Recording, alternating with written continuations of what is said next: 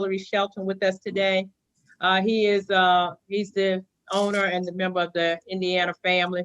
So certainly he's no stranger to us. So to President Bolin Williams and Hillary Shelton, we're happy to have you. Hillary is the director of the NAACP's Washington Bureau's Senior Vice President for Advocacy and Policy.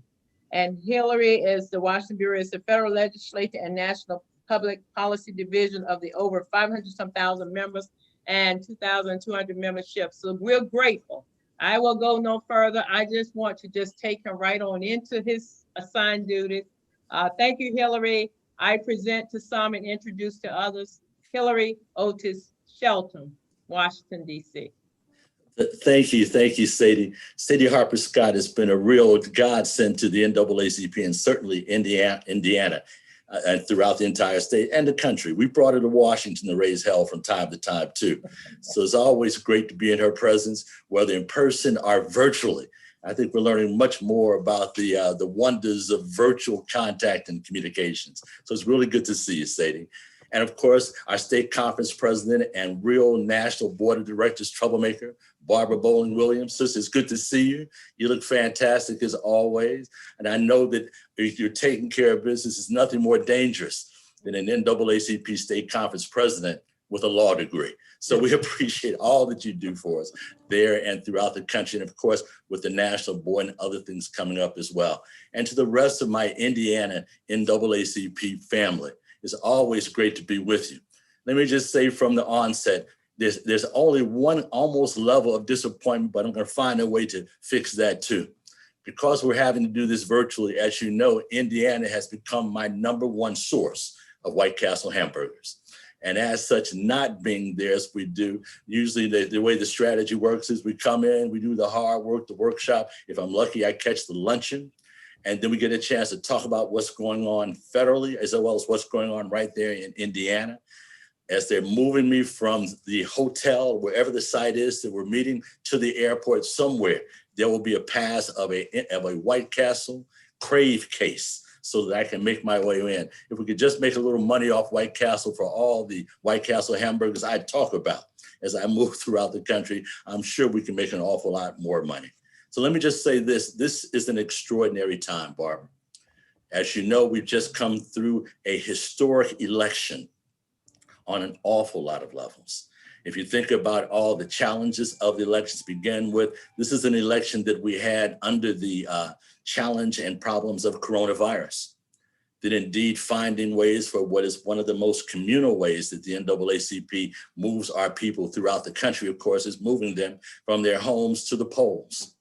But as we saw what happened this time around, there were so many obstacles, so many precautions that needed to be taken, so much we needed to do to make sure that all Americans, those in the NAACP family and beyond, were able to cast an unfettered vote and have it counted. Well, let me just say we made history there as well.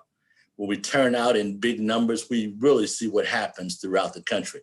Let me first start out by saying when we turned out in the huge numbers of 2008, we made history by turning out more Americans to vote in an election than any other time in American history. But with that, we also delivered the first African-American president of the United States. We delivered more African-Americans to the chairmanships of the most important committees and otherwise of the US Congress and many other important positions, including the various government agencies.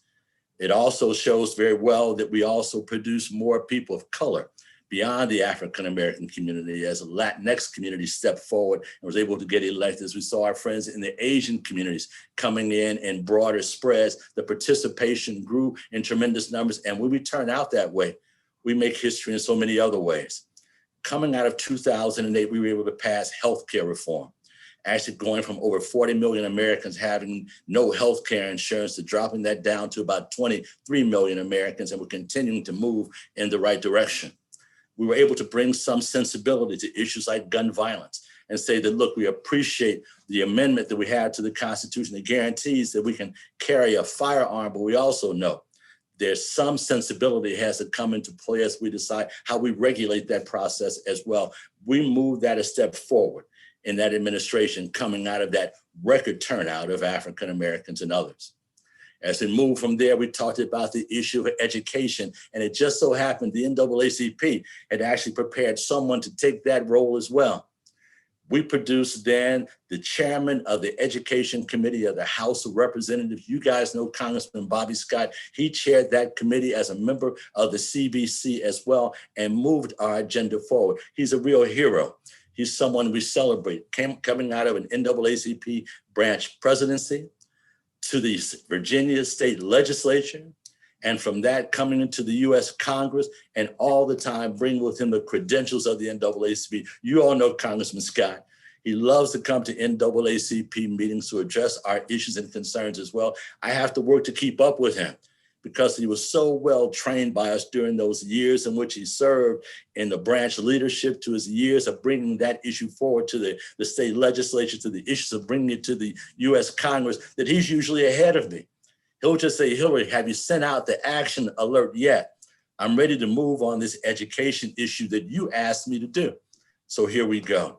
So indeed, we were able to do that. We moved Benny Thompson to Homeland Security. We moved at that time the great late John Conyers to chair the Judiciary Committee of the House of Representatives. We made history on many, many levels, and we were able to move our issues forward. And for 8 years, we had to fight it out with attacks coming from every side. And don't let me just tell you that when we turn out in record numbers and actually elect who we need on that battlefield, that we've got it all done. All we've done is set the right players in place.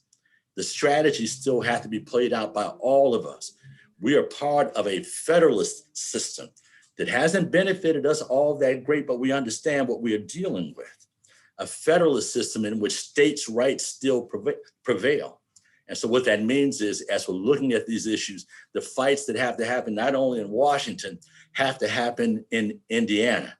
They have to happen in every other state in the country as well. The reason the NAACP is structured the way that we are is so that we can address these issues from the grassroots level up and address these issues from the federal level down. In other words, we understand not only our agenda, you guys come to our conventions every year to set that agenda, but we understand the strategies that we have to utilize to make sure that we can win these battles to secure those freedoms and protections that the Constitution says we're supposed to have. But we're still waiting to see that reality. So with that being said, we've moved a long way to where we are now, and we've gotten a lot done. And this is part of a strategy as well. As we move from the 2016 election, we didn't get someone carrying the agenda that was best for the NAACP's concerns. The person that got elected under very interesting circumstances, nonetheless, continued to move an agenda forward that chiseled away at the very protections that we worked so hard to put in place. We watched him on our TV screens on a regular basis, holding up what looked like he was signing a new bill into law, but what he was really signing was a rescission. That is an executive order repealing some of the protections that we worked so hard to put in place. So all that being said, we knew we were losing things along the way, but we had to put our folks in the positions to be able to play defense like never before. And with that, we went through the 2 years up to 2018, and then things changed again in the House of Representatives. We saw then the first woman to serve as the Speaker of the House years ago, in 2008, as a matter of fact, get reelected and reassigned to serve as the Speaker of the House again. For those who may not be as clear about what that means is, the Speaker of the House of Representatives is actually third in line to the president. You don't see us being that close to it, but she is third in line. God forbid if something were to happen to the President of the United States and the Vice President of the United States, they'd be swearing the Speaker of the House into the Oval Office. So with all that being said, we also understand how those strategies work on Capitol Hill as well. Along with Nancy Pelosi coming in that loves to brag about her lifetime membership to the NAACP, that she pins onto the lapels of those Armani suits all the time. If I call over and ask for anything, the response begins with, now Hillary, you know I'm a lifetime member of the NAACP. The answer is just yes. So when can you come by here to sit down with me and my team to work out the strategies to get it done? Those are the folks that we put in place on the field to help us move our agenda forward when we turn out in these huge numbers. And we did it again. As we look at the last election, the election that we just got through for the 116th Congress, and for us going to the 117th Congress, when we look at that election, more Americans turned out then than we did in 2008. We broke our own records by turning out the way that we did. So let me just say, as politics would have it, the team that wins usually pays back to those who show their support for them. And as we're looking at what's happened here, we're delighted to see someone that we have a track record with going into the White House. You guys have seen Joe Biden on many occasions, whether he was coming to visit with us as a US Senator, whether he's coming to visit with us as leadership, whether he's coming to visit with us as the Vice President of the United States, or whether he's coming to visit with us to ask us if we would support him as he moved to run for any of those offices. You know Joe Biden very well, and I do as well. When he puts on those aviator glasses, he likes to pose a little bit, especially when the brothers come into the room. He likes to show some kinship. That might be the reason that he got along with our first African-American president as well as he did. I'll never forget the first time I talked to Joe Biden. It was about passing NAACP-supported Violence Against Women Act. My hair was a whole lot blacker, and his hair was interestingly thinner, but that might be a conversation we have to have on the sidelines about how things played out that way. But in any which case, as we were going, I told him about some of our concerns, driving him home as we always do. And he just turned to me and said, brother, don't worry about it. We got this one. And I was wondering where he picked up that vernacular, talking kind of the way that we talk, and realized that there's a guy named Richard Smith that lives in Wilmington, Delaware, that we lovingly call Mouse. Richard Smith is also an activist with the labor movement, learned all of his skills there. He's dangerous as he served as our state conference president. We owe Richard Smith a debt of gratitude. But as Mouse would say, and Joe Biden would say it before him, it was Mouse that introduced Biden to the Black community. It was Mouse that introduced Biden to the labor community. It was Mouse that actually provided that network in which he became, that is, Joe Biden became so helpful to the NAACP's legislative agenda. So let me tell you where that puts us now. We've been making history because we've been turning out. We haven't set anything aside or taken anything for granted, because you can see they're still trying to cheat every step along the way, but we turn out in enough numbers to even overcome that cheating. So to look ahead, here's what we were able to do. In this Congress, the 116th Congress, that started in 2019, as you know, each Congress lasts 2 years, we began moving our agenda forward very aggressively in the House of Representatives. So as we were talking to Nancy Pelosi, the chairs of the various committees responsible for our issue areas and the bills that we're trying to move through, we were able to get through new voting rights legislation through the House. In other words, the majority of the 435 voting members of the House of Representatives voted with the NAACP on repairing and strengthening the Voting Rights Act. You remember the Shelby versus Holder decision that stripped away the pre-clearance provisions in the Voting Rights Act, meaning that even in those states or jurisdictions that have a track record of cheating and disenfranchising people of color and others, even in those areas, we know that the cheating continued, that they did not have to go to the US Congress. They did not have to go to the US Justice Department to review what was going on, or even the Supreme Court to see that they started behaving themselves. They wanted to not even have to worry about that, even though they had an established history of discrimination. So we moved to fix that, and we were able to pass legislation that will do that in the House. And then we moved to address the issue of gun violence. We had just seen what happens when a white supremacist would actually go and buy a gun and then go to one of the oldest, most well-established African-American churches in the country that happened to be in South Carolina. That he would go and actually go in, and even though he looked different, they hadn't seen him before, they invited him in to pray. That's just kind of the way we are, isn't it? They saw the look on his face, he looked bewildered, said, come on in.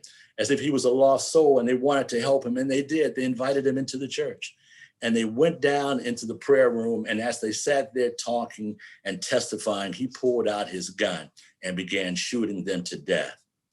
Let me just say that as we talk about the issue of violence in our country, if we're not thinking about how it is that an extremist like that could actually get cleared to get a gun and use that gun on our folks the way that it did. You know what was wrong with the law then that we had to move to change? The law said that you have a 1 week waiting period to review your records before you can get your license to get that gun. That's what the law said. But here's a little sneaky piece they put in that as well. If for some reason we don't contact you that we've cleared you within those 5 working days, we'll give you the gun anyway.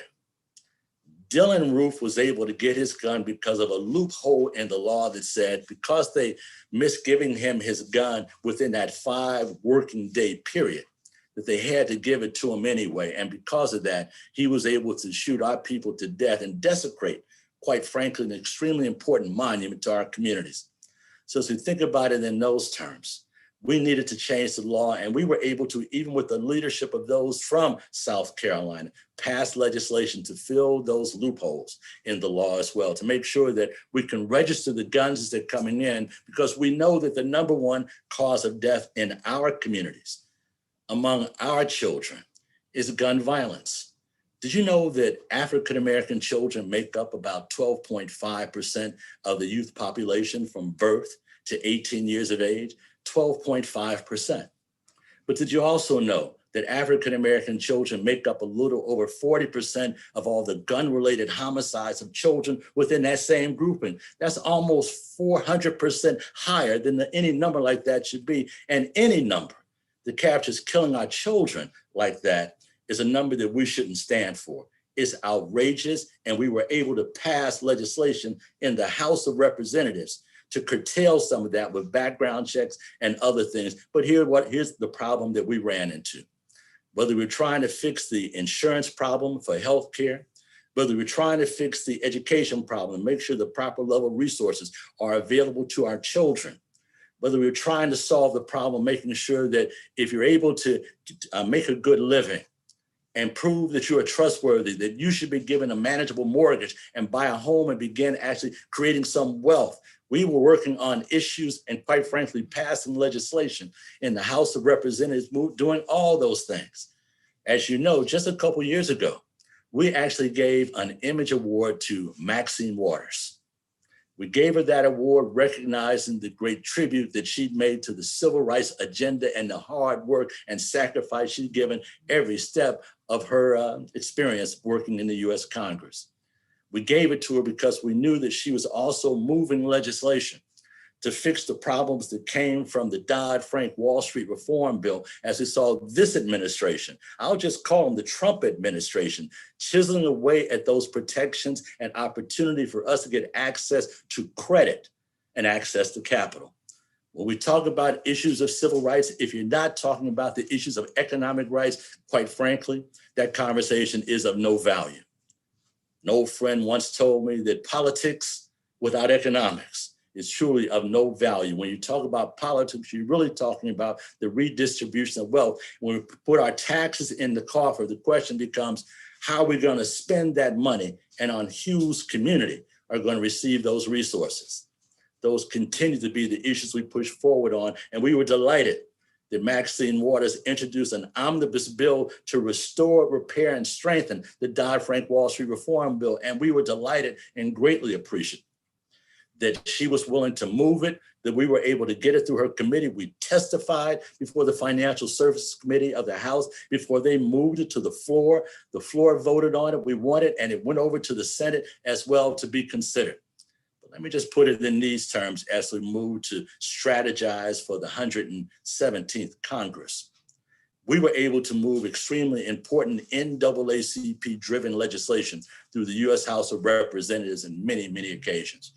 We passed the election reform voting rights bills I told you about. We passed the gun control violence bills I told you about. We passed the George Floyd police reform bill that included everything from ending racial profiling, restricting the use of force, not using military equipment, and making sure we do screening of police officers before they can even be accepted to take a job with a police department and then begin being trained for that job in a police academy.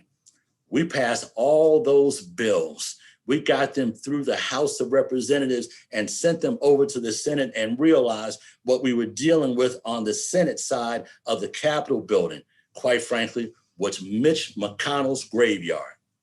In other words, all the bills that speak to the values that we need and the issues that we're concerned about are issues that ended up being passed by the House through the process as they should. The hearings were held, the markups were done, the debate occurred, the vote was taken, and the bills were passed. But we still know, even with that, and as we're waiting to see the outcome of the Georgia election, we have a president-elect that says that he's waiting for those bills to get to his desk so he can sign them all into law. He supports them. Quite frankly, many of the bills that we're talking about were also supported on the Senate side by Kamala Harris. So she understands and gets it as well, and not only supports them, but fought for them as a member of the Senate Judiciary Committee, and then as a member of the Senate on the full floor. So with all that being said, we're lined up and ready to move forward. We were able to get those things through, bringing the right attention to also leadership. The campaign had to see it, thought about it. We've had conversations, and God bless the president and CEO of the NAACP, Derek Johnson. You may have heard that he met with the transition team and the new president-elect and vice president-elect of the United States just last week, and they're well on board and ready to take on these issues: education reform, preserving our historic Black colleges and universities, and so many other issues that are important to us. And on the international front, as you know, the NAACP has always had an International Affairs Committee of the National Board of Directors as well. Barbara knows that committee very well, as a matter of fact. But with all that in mind, even thinking about the international issues, we were able to get more support and resource for Haiti, more support and resource for the African Union, and a focus on solving some of the crises and battles that are going on the continent of Africa, and some of the challenges we're having in the West Indies as well, the Caribbean. So let me stop there and say it's an exciting time. We're at a time of transition, a time in which we went through and have been fighting a battle that put us in such a bad position, in which millions of Americans end up contracting a disease, and hundreds of thousands of them have died already. The ineptness and inadequacy of leadership to step forward when the worst things would happen, when we needed that voice of reason, we didn't get them. They weren't there. When we needed that help and support as part of the strategy to move things forward, we didn't hear a whimper coming from 1600 Pennsylvania Avenue. So for all that in mind, I'm convinced that we're moving in the right direction, but I don't want to mislead you. I want to mislead you by saying that the outcome of the election and the hopeful outcome of what's left of an election with the runoffs in Georgia, that things will move in the right direction. We can somehow sit back and just watch. This is not a spectator sport. This is one that requires within this democracy for us to be engaged in shaping the debate by participating in the conversations that are going on around issues important to us. This is the time in which we have the opportunity to work together in coalition with so many different organizations. I did a panel just yesterday as we're thinking about the issues that we all support together, looking at the issues of immigration reform with my friends from the Asian community, the Hispanic community, our friends from the Native American community, our friends from other communities, and all the other blends, talking about how we work together to make sure we get our agenda through and get our issues addressed. So Sadie, Barb, let me stop there and everyone else and say, I'm excited about taking any questions, Sadie, you want to send my way. Have a good time talking about it, but we'll move from there as well. Again, it's just great to be with you all on this morning.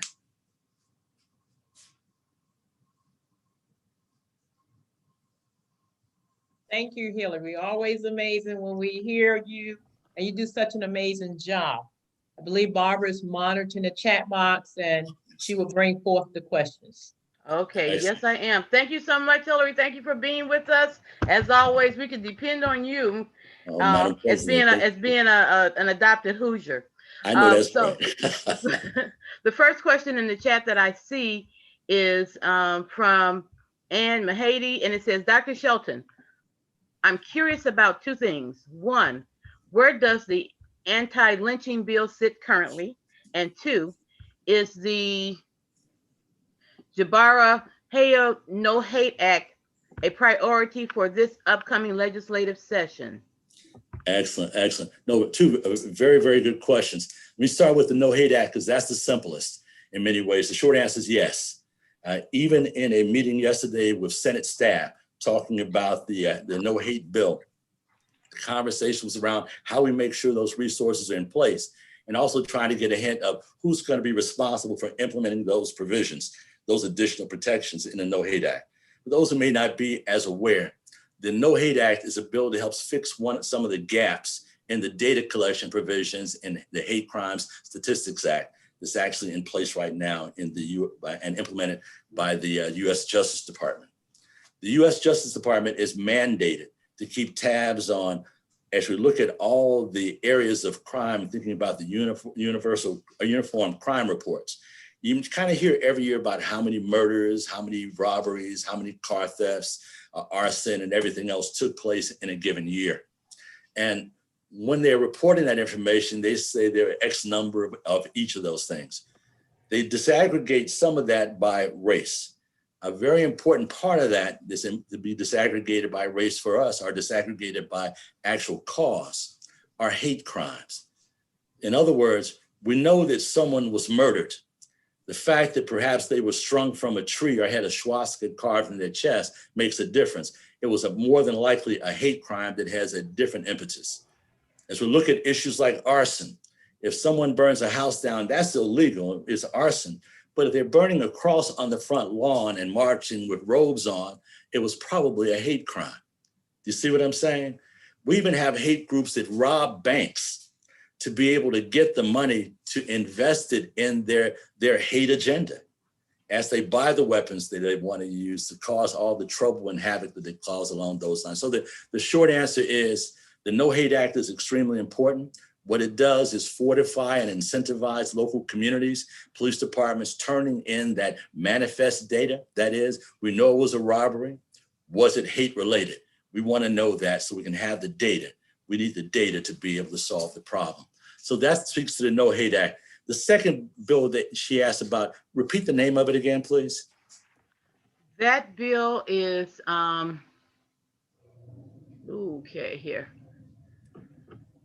Jabara Hayer. Okay, we're talking now. I think that's the No Hate Act, I believe. Okay, yeah. The other one, the anti-lynching bill. Thank you, anti-lynching. Appreciate it. Okay. Appreciate it. Thank you. So yes, it's still a little early for me, y'all. Just kidding. And me. But the anti-lynching bill passed the U.S. Senate in 2019 and went over to the House. The House passed it, but wanted to make sure that it was clear what it was all about. So they asked if we could change the name of the bill from just the No Hate Act, from just something very, very innocuous to actually including Emmett Till's name on the bill as well. So it became the Emmett Till bill as it came out of the House. Now the bill was exactly the same coming out of the House except with the name change. So it had to go back to the Senate for the Senate to just vote on it and send it back to the president's desk to be signed. Well, another senator from Kentucky has been giving us some problems as well. Senator Paul decided that he didn't like some of the implications in the hate bill. He wanted him to address the issues. As we looked at it, this is a bill that ties together a number of resources and entities within federal, state, and local governments to be more successful in investigating hate crimes as they occur across the country as well, recognizing just how challenging that can very well be. Yeah. So in essence, we'll be continuing to push. We're convinced that we can get the bill through the House and the Senate as soon as the next Congress begins. And we also have the commitment of President-elect Joe Biden that he will sign that bill into law as quickly as he gets it. As a matter of fact, he hinted that he'll be looking for ways as he works with whoever ends up being the new Attorney General to actually enhance even what that bill does as well. So we're excited about, again, moving ahead to the 117th Congress. Okay. Another question that says, what is the issue about murmuring or complaints from Black men not being recognized or valued in the election process? Is that 17% number of Black men voting for Trump real? Where is the disconnect? Yeah, there are a lot of ways of looking at that. Let's take Trump out of the equation for a hot second. We'll bring him back in no time, don't get me wrong. But if we take him out for just a second and think about how Black folks usually vote more generically in presidential elections, most presidential elections, African Americans will come out, and about between 8 and 13% of African Americans will vote Republican regardless. So kind of, again, taking Mr. Trump out of the equation for a moment there. I do think, however, that 17% is an extreme and not convinced is all that accurate. If you told me 12%, I'd go for it. If you told me even 13%, it'll be a stretch, but I'd be with you. But when I talk to our pollster friends, you all know Cornell Belcher, Celinda Lake, and a number of others, they'll tell you that 17% number is hyped. And very well, it's significantly less than that. But now let me say this before we go to the next question. That doesn't mean there's some brothers and sisters we don't need to spend more time with. I'll stop there. Okay, my next question, will President Biden be able to revise all the executive orders? I guess that probably should be rescind, but it says revise all the executive order made by President Trump that hurt the United States' current progress. Oh, very good, very good. And that's important. One of the things we've always said about executive orders is executive orders are great if you have a friend in the White House. They will actually sign an executive order. You don't have to go through the Congress, the House, or the Senate. You don't have to go some of those other headaches. You go to your friend that's sitting at 1600 Pennsylvania Avenue and say, look, brother, we need this in place. Well, that's the advantage of an executive order. Here's the challenge with executive orders. Executive orders come and go with the executive. So what that means is that there's not one executive order that Mr. Trump signed that Mr. Biden cannot remove by signing an executive order, replacing it in some ways, changing it, or simply eliminating it. It's just, again, the up and down of executive orders. Let me also say this, just in the family. We will be working to get as many executive orders out of this new president and vice president as we possibly can in the first 4 years, and God give us another 4 years and see what happens with that. Thank you. Thank you. I want to remind all of the delegates who are part of this current webinar that we need you to enter all of your questions in the chat. If you're trying to raise your hand, that button does not work. The only way that we have ability to communicate with you is through the chat. So if you have any questions for Mr. Hillary Shelton or any of the other panelists, just enter it in the chat. And so we do have another question. It says, how many Black men will hold leadership positions in the new administration? Put on your Swami hat. Tell us what it is. Well, that is exactly that. Madam President, you know how this stuff works. We are actually in the middle now of what's called the transition process. One of the answers is that we answer your question. The transition process means we're transitioning the old administration out and a new administration in. And with that, the president-elect, as soon as he's sworn in, they'll start actually putting people in place anyway, but we'll actually be appointing over 2,000 people right away, over 2,000. So as we're looking at those who will be members of their cabinet down, we're looking at the Attorney General of the United States, Secretary of Education, Secretary of Labor, Secretary of Housing and Urban Development, and all the other agencies and whatnot. And then there's secondary and third level people within those government agencies that actually have to be appointed by the president and actually affirmed by the US Senate as well. All that being said, it's hard to call, but the numbers are looking pretty promising. What we're seeing on African-American men and women, don't forget, we're electing more African-American women into the United States Congress than any other time in history as well. So looking at how the numbers are growing and expanding, what we're seeing is that the leadership continues to swell and grow. As I mentioned, if we can use this as anybody's kind of a charting of it, 2008 with the record turnout, the majority of the Congress and the House of Representatives and the Senate too, being what it was, we were able to deliver more African-American chairs of those House committees than any other time in history.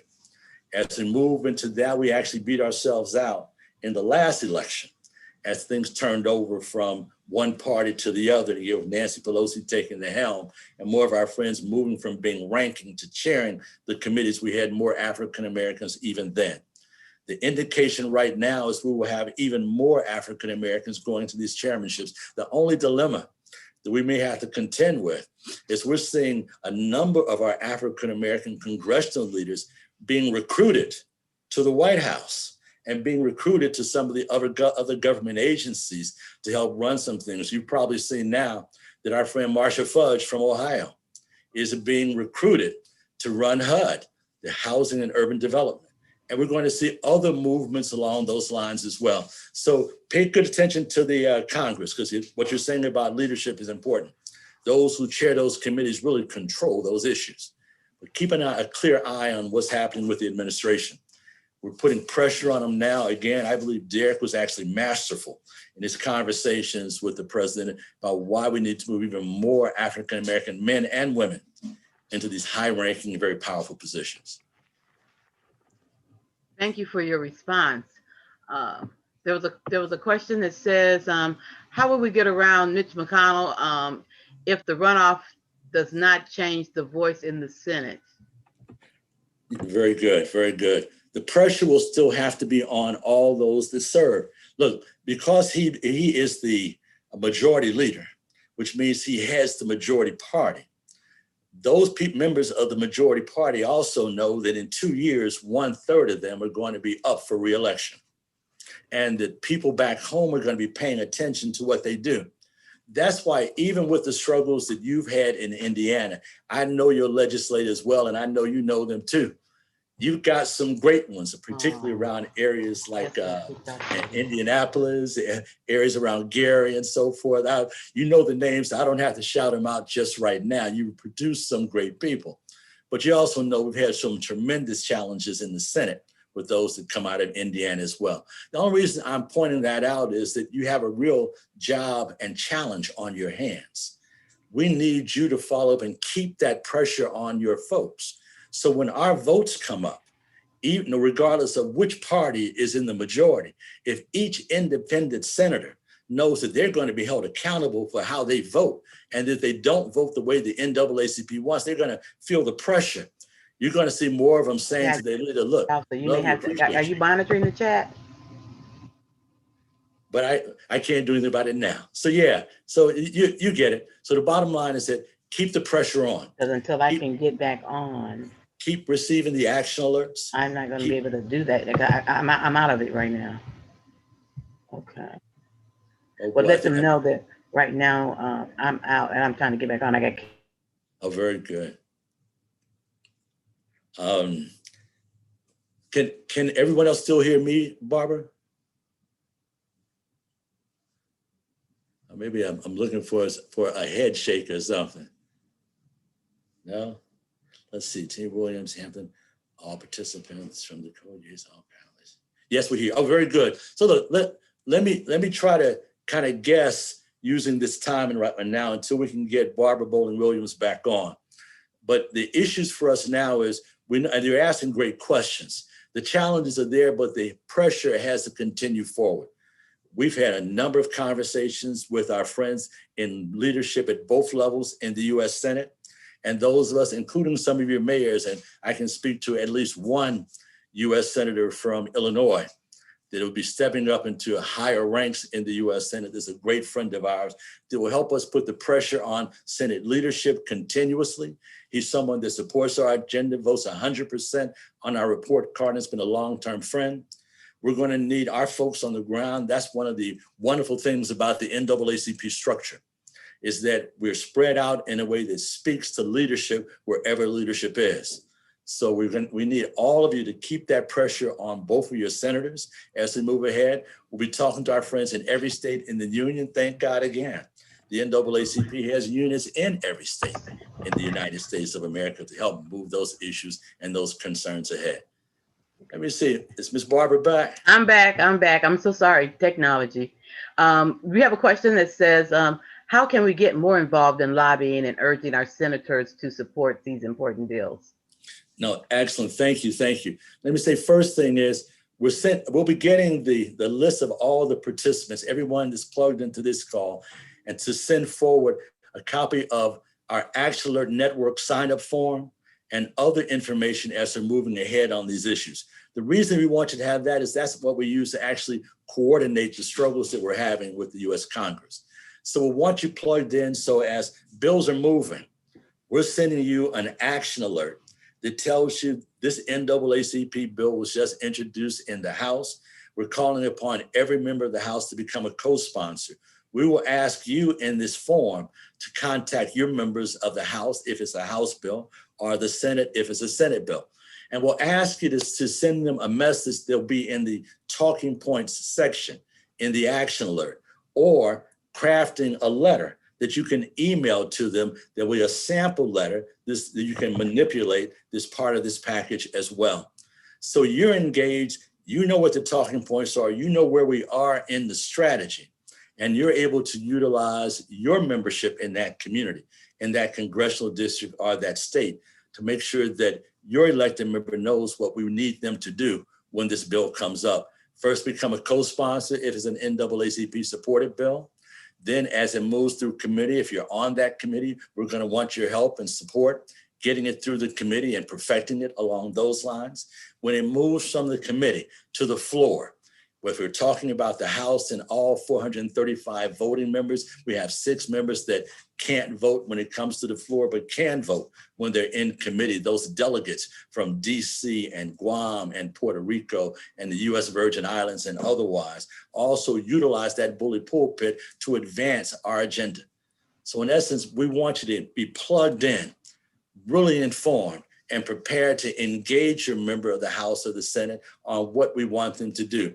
There is at least one staff person in every congressional office whose job is to receive the letters and tally whether they support it or oppose it. It's something that the member of Congress uses as a gauge to understand what their constituents want. When we're engaged along these lines, they hear us louder and they're more responsive. I've seen many cases where those that we thought were going to vote the wrong way, when you guys engaged them on how important the issue was to you, they did a whole 180 and voted the other way. We get great things done. We were engaged. We need you to be very heavily engaged, plugged in, and receiving all the information.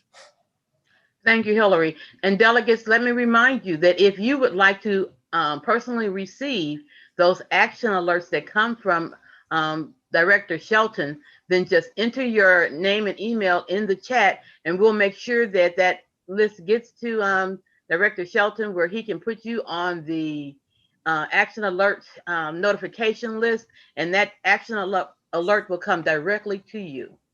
Moving on with another question. I live in Terre Haute, Indiana. There have been several executions in the last week and in recent days. Exactly 2 days ago, on the 10th, there was an execution. That's just okay. Several men of color and several more men of color are to be executed. I believe all life is sacred and all people have value. This rate of executions is unprecedented. Can you please comment on the current situation of rate of executions, especially in the fact that most are people of color? Thank you. No, thank you. Excellent question. Let me just say that beginning with the NAACP's policy position, we oppose the death penalty. And we oppose the death penalty because we recognize how it's been used, how racist its utilization has been over the years. As a matter of fact, we've had some within the NAACP that simply equate it to lynching. Because if you look at the unfairness and the racism that's involved in something, as we define even the term of racism, racism's best definition that I've heard is prejudice plus power. What more power does someone have over you than someone that can actually put you to death and pretend somehow it's acceptable? And when we look at the data, what we see is that mistakes are made at a tremendous level. Let me just share a little data with you. You see just how bad it is. First, there are many of us that would argue, as the person that wrote the question, that it's simply inhumane.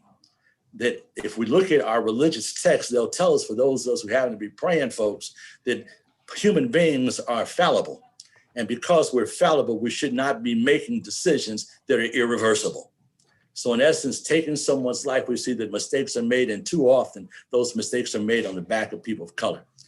Our research was done by our friends at the Death Penalty Information Center, an organization here in Washington, D.C. that does incredible research on the death penalty and its unfairness and bias, as a matter of fact.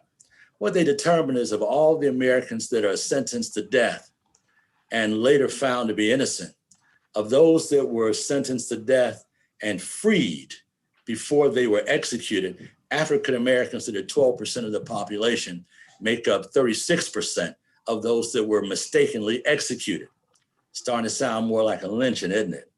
But of all those that were sentenced to death, executed, and then later found to be innocent, again, African Americans, 12.5% of the population, were 36% of those as well. That means more than 3 times likely to make a mistake when it comes to taking our lives. And we'll see what happens at the end of that rope, no pun intended.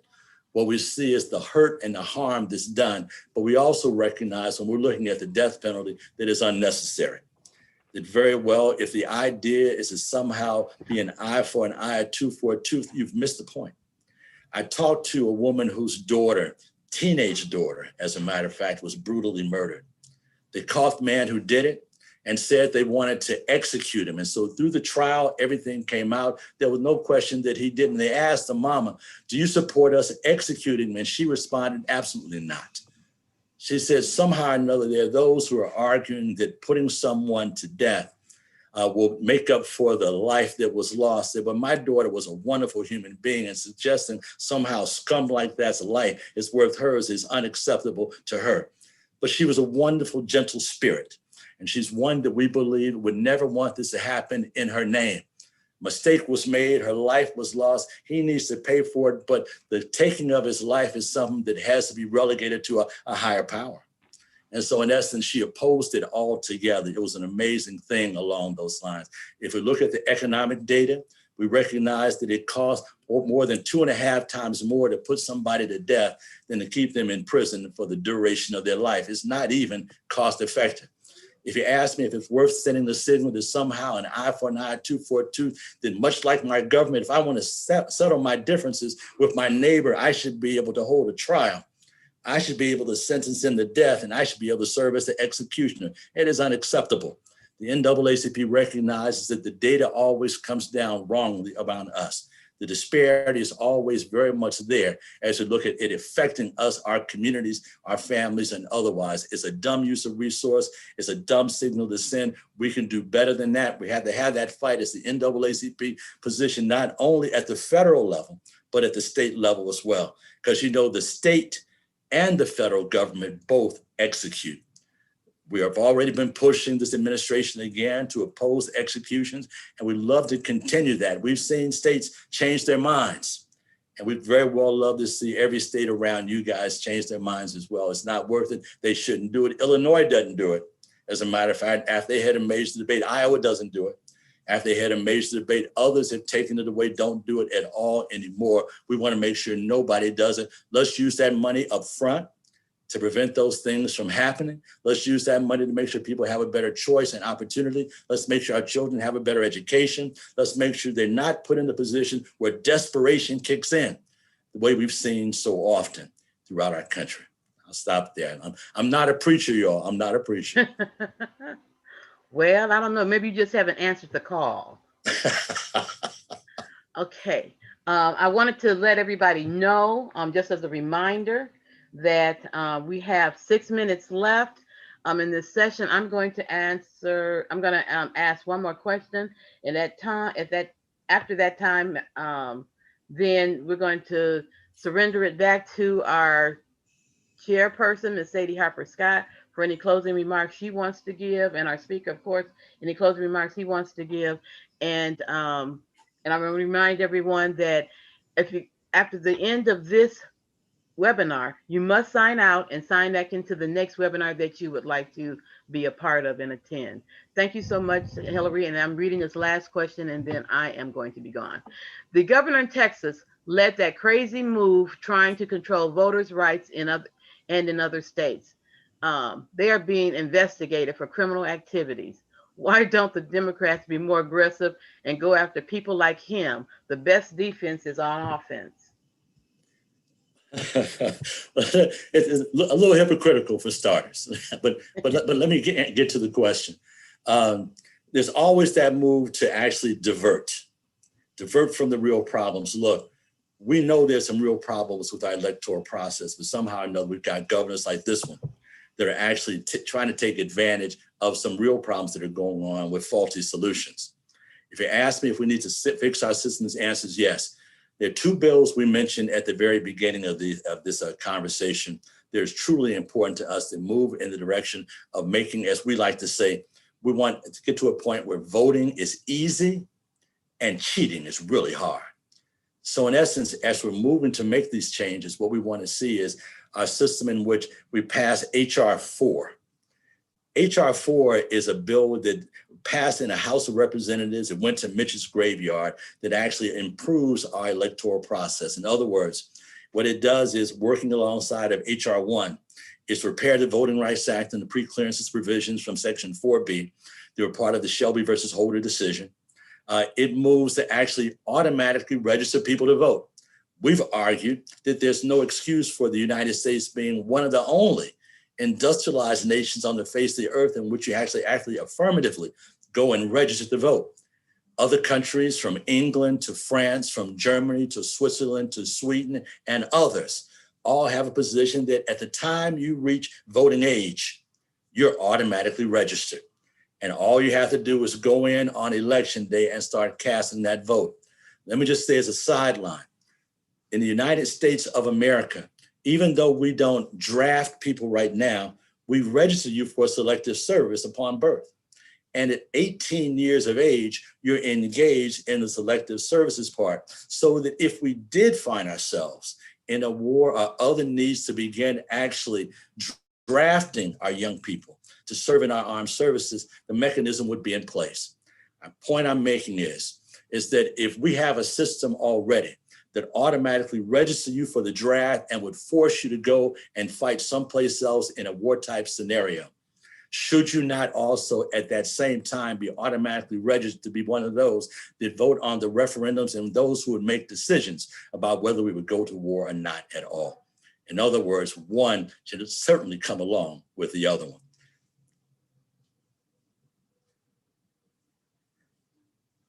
Awesome. We are just so excited.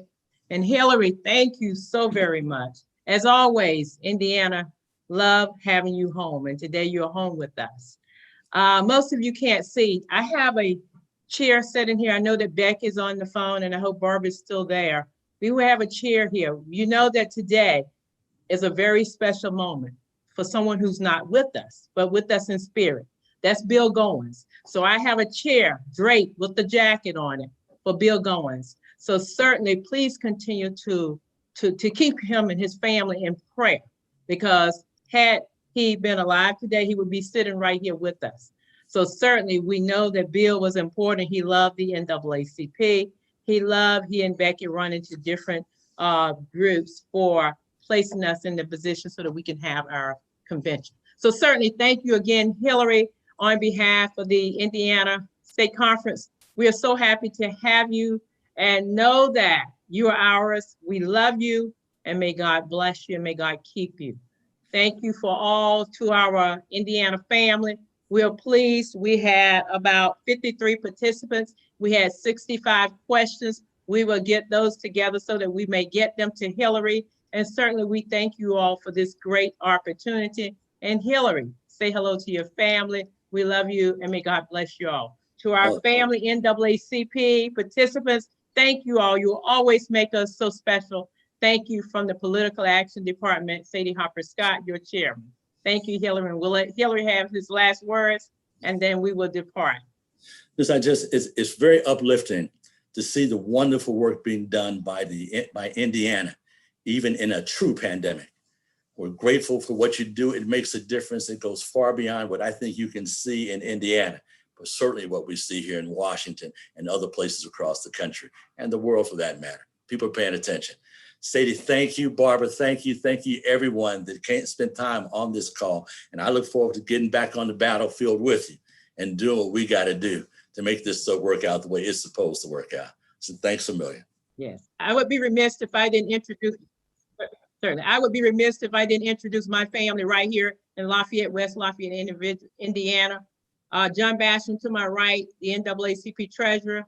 Vicki Brown right behind me. She is one of my coordinators for the Indiana Lafayette West Lafayette branch 3056. To all of you, thank you. Have a blessed day. And again, Hillary, we love you. May God bless you. Thank you, Front Runner, for being such an amazing host. Thank you so very kindly. Bye-bye.